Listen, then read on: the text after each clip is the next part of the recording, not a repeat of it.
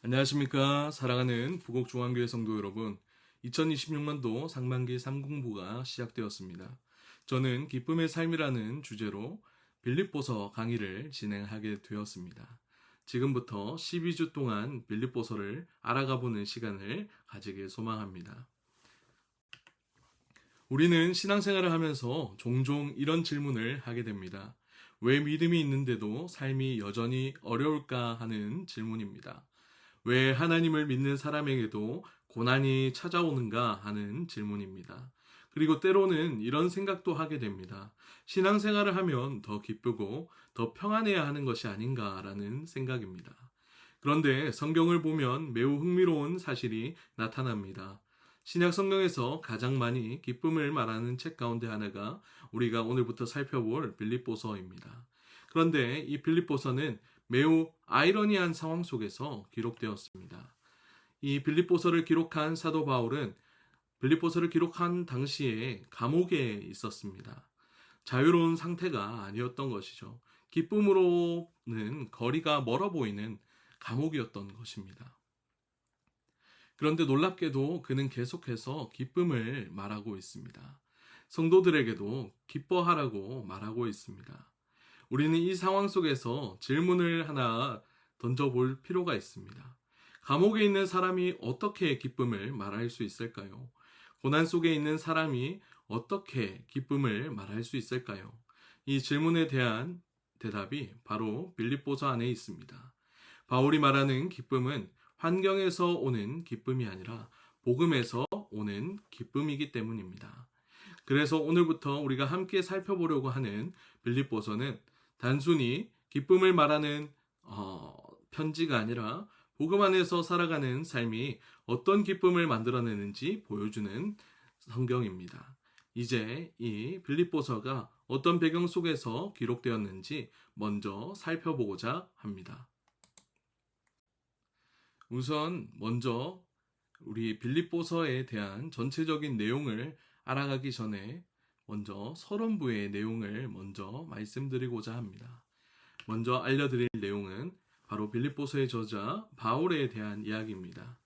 빌립보서의 저자는 바로 여러분들도 아시다시피 사도 바울이라고 알려져 있습니다.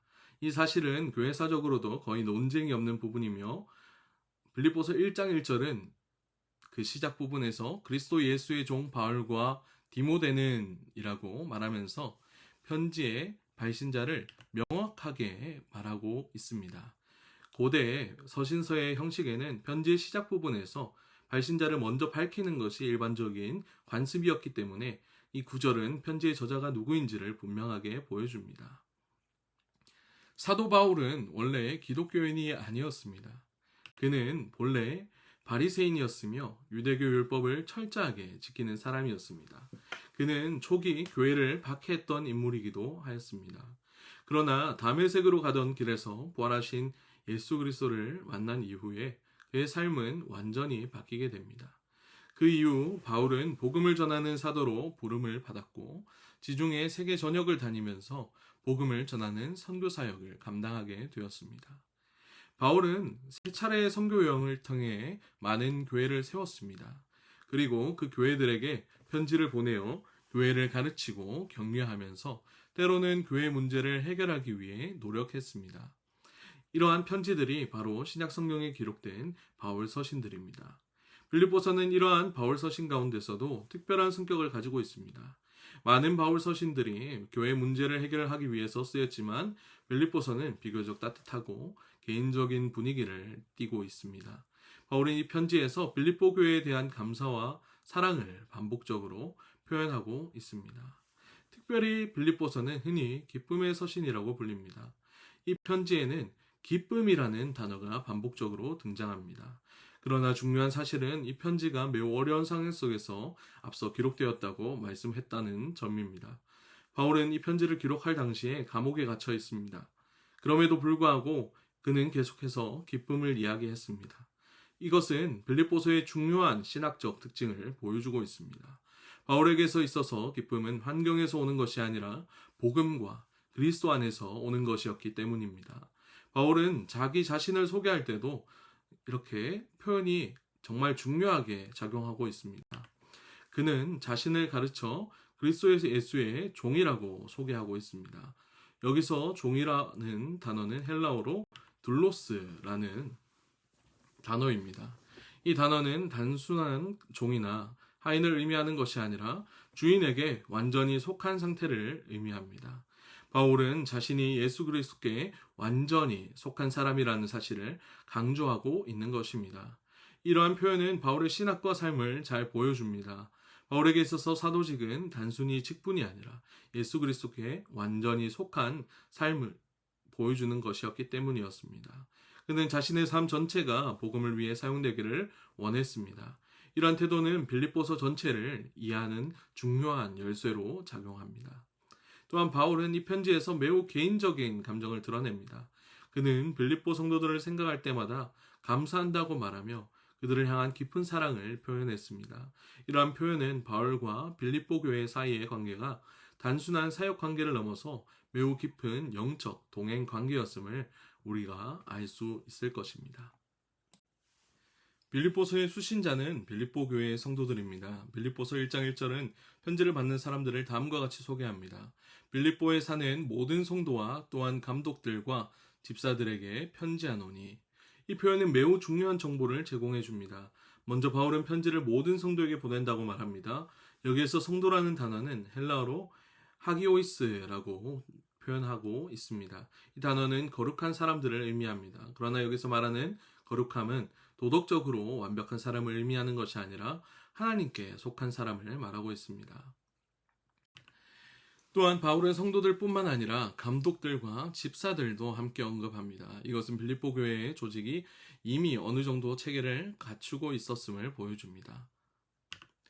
감독이라는 단어를 뜻하는 에피스코포스와 그리고 집사를 뜻하는 디아코노스가 등장하는 것을 볼 때에 정말로 이 빌립보 교회가 비교적으로 건강하고 조직적인 교회였음을 보여주고 있습니다. 바울은 이 사랑하는 교회를 격려하고 감사하기 위해 편지를 기록하게 되었습니다. 빌립보 교회는 바울에게 있어서 매우 특별한 교회였습니다. 사도행전 16장은 이 교회가 어떻게 세워졌는지를 시작되었는지를 기록하고 있습니다. 빌립보 교회는 바울의 2차 선교여행, 2차 전도여행에 세워진 교회였습니다. 바울은 성령의 인도하심을 따라 마게도냐 지역으로 가게 되었고 그곳으로 복음을 전하게 되었습니다. 빌립보 교회 시작에는 몇 명의 중요한 인물들이 등장합니다. 첫 번째 인물은 루디아입니다. 루디아는 자주 옷감을 파는 상인이었습니다. 그녀는 하나님을 경외하는 사람이었으며 바울의 설교를 듣고 예수님을 믿게 되었습니다. 두 번째 인물은 점치는 귀신 들린 여종이었습니다. 바울은 그 귀신을 쫓아내면서 큰 소동이 일어나게 되었고 이 사건으로 인해 바울과 실라가 감옥에 갇히게 되었습니다. 세 번째 인물은 빌립보 감옥의 간수였습니다. 하나님께서 감옥에 지진을 일으키셨고 그 사건을 통해 간수가 회심하게 되었습니다. 그는 바울과 실라에게 내가 어떻게 하여야 구원을 받으리까? 라고 묻습니다. 이러한 사건들을 통해서 다양한 배경을 가진 사람들이 모여서 교회를 이루게 됩니다. 이것은 복음의 능력을 잘 보여주는 장면 중 하나입니다. 복음은 사회적 배경이나 신분을 초월하여서 사람들을 하나로 교회로 묶는 것입니다. 다음은 저작연대에 대해서 말하고 있습니다. 빌립보서의 저작연대는 바울이 감옥에 갇혀 있던 시기와 밀접하게 관계되어 있습니다. 빌립보서를 이해하려면 먼저 이 빌립보서가 감옥에서 기록되었음을 살펴볼 필요가 있습니다. 많은 학자들이 이 빌립보서가 기록된 장소와 시기에 대해서 견해를 달리하고 있는 것을 볼 수 있는데요. 대표적으로 세 가지 견해가 제시되고 있습니다. 로마 감옥에서 기록하였다. 가이사랴 감옥에서 기록하였다. 에베소 감옥에서 기록하였다.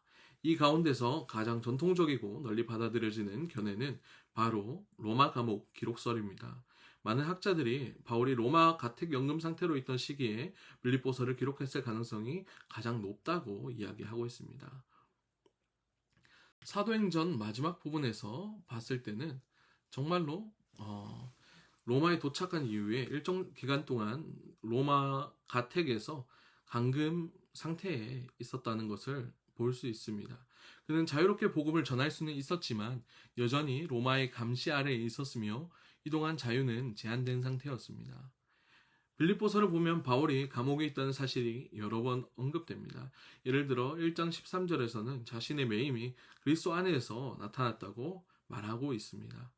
또한 1장 20절과 23절에서도 바울은 자신의 생명과 죽음의 문제를 언급하면서 현재 매우 긴장된 상황 속에 있음을 보여주고 있었습니다. 이러한 표현들은 바울이 실제로 감옥에서 이 빌립보서를 기록했음을 보여주는 중요한 단서로 보입니다. 그리고 많은 학자들은 이 기록 시기를 60년에서 62년 사이로 추정하고 있습니다. 이 시기는 바울이 로마에서 가택연금 상태로 있었던 시기와 일치하기 때문에 우리는 빌립보서의 저작 연대를 주후 60년에서 62년 그리고 로마 감옥에서 기록해왔다는 것을 기억하면 되겠습니다. 다음은 사회적, 지리적 배경입니다. 빌립보서를 이해하기 위해서는 빌립보라는 도시가 어떤 곳이었는지 살펴보는 것이 매우 중요합니다. 성경 본문을 올바르게 해석하려면 그 본문이 기록된 역사적인 상황과 사회적 배경을 고려해야 하기 때문입니다. 빌립보는 마게도냐 지방에 위치한 도시였습니다. 사도행전 16장 12절은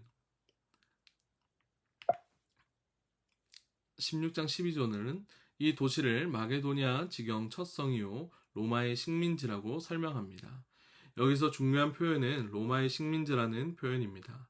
로마 식민지라는 것은 단순히 로마의 지배를 받는 도시라는 의미가 아니라 로마의 정치적 제도와 문화가 가장 강력하게 적용되는 도시를 의미하고 있었기 때문입니다. 로마 제국은 중요한 전략 도시들을 식민지로 만들었고 그곳에 로마 시민들을 정착시켰습니다. 이러한 도시들은 사실상 로마와 같은 정치적 체계를 가지고 있었으며 시민들은 로마 시민권의 특권을 누릴 수 있었습니다.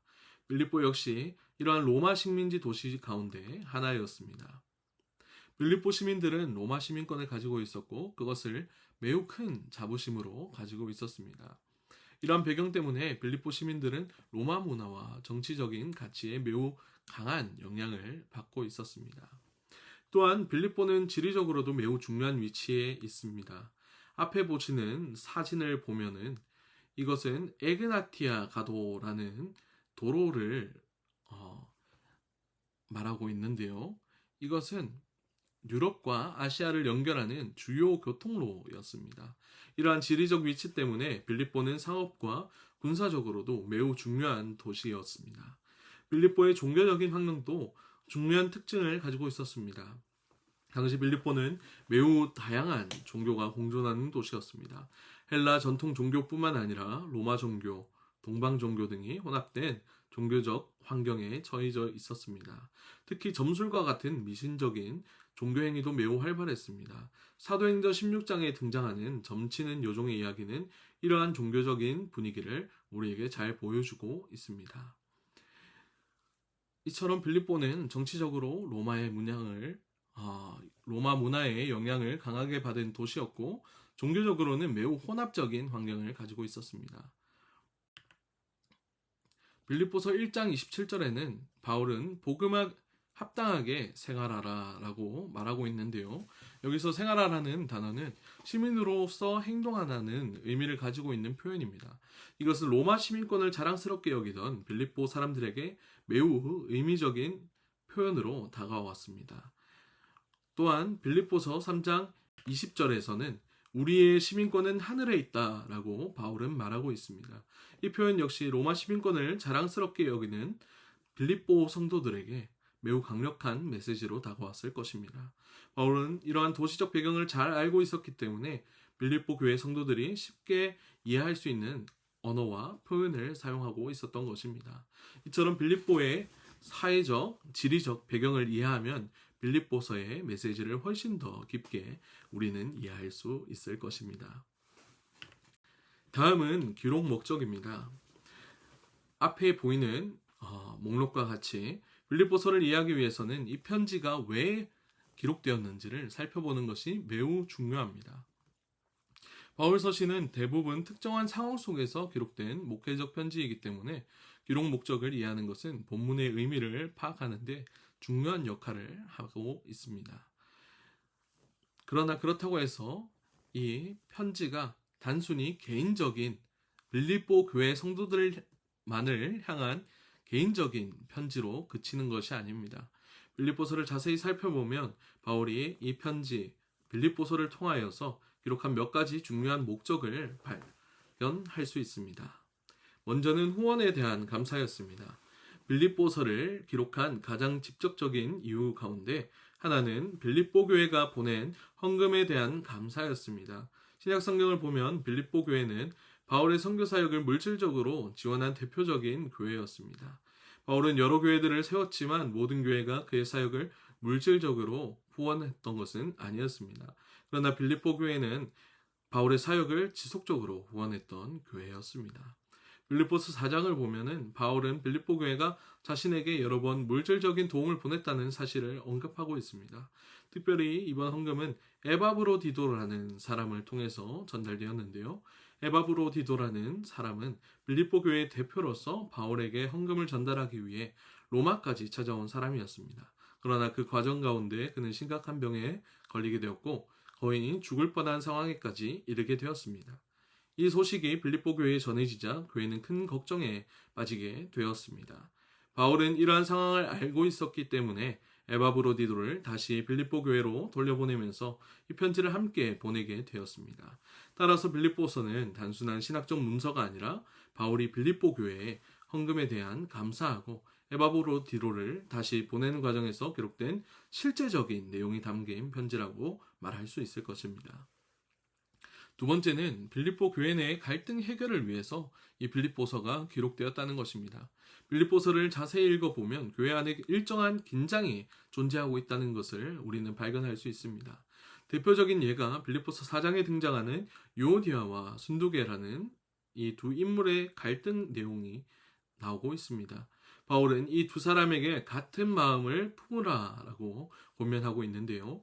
이 표현은 두 사람 사이에서 실제적인 갈등이 있었음을 암시하고 있습니다. 또한 빌립보서 2장을 보면 바울은 겸손과 섬김을 강조합니다. 그는 아무 일도 다툼이나 허영으로 하지 말라고 말하며 서로를 자신보다 낮게 여기라라고 권면합니다.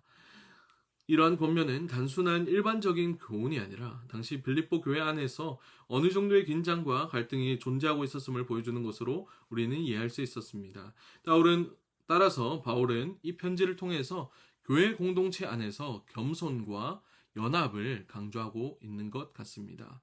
바울은 교회가 복음 안에서 하나가 되어야 한다는 사실을 매우 중요하게 생각했습니다. 교회 공동체 안에 분열이 생기면 복음의 증거가 약해질 수 있기 때문이었습니다. 세 번째 사실로는 사도 바울 자신의 상황을 알리기 위함이었습니다. 빌립보서를 기록한 또 하나의 중요한 목적 중 하나는 바울 자신의 상황을 빌립보 교회에 알리기 위한 것이었습니다. 빌립보 교회의 성도들은 바울이 감옥에 갇혀 있다는 사실을 알고 있었기 때문에 매우 큰 걱정을 하고 있었을 것입니다. 바울은 이러한 성도들의 염려를 알고 있었기 때문에 자신의 상황을 설명하고 성도들을 안심시키기 위해 이 빌립보서를 기록했습니다. 빌립보서 1장 12절을 보면 바울은 자신의 매임이 오히려 복음의 진보가 되었다라고 말하고 있습니다. 그는 감옥에 갇혀 있었지만 복음은 여전히 전파되고 있었으며 많은 사람들이 그리스도를 알게 되었다라고 말합니다. 이러한 설명은 빌립보 성도들에게 큰 격려가 되었을 것입니다. 바울은 자신의 상황을 통해 복음의 능력이 어떤 상황에서도 멈추지 않는다는 사실을 보여주고 있습니다. 네 번째 사실은 성도들을 격려하고 그들의 신앙을 강화하기 위함이었다는 것입니다. 빌립보서를 기록한 이 목적은 바울은 이 편지를 통해서 반복적으로 기쁨을 강조하는 것을 통해서 볼 수 있는데요. 그는 성도들에게 항상 기뻐하라고 권면하며 어떤 상황 속에서도 기쁨을 잃지 말라고 말하고 있습니다. 이러한 권면은 당시 성도들이 다양한 어려움 속에 있었기 때문으로 보입니다.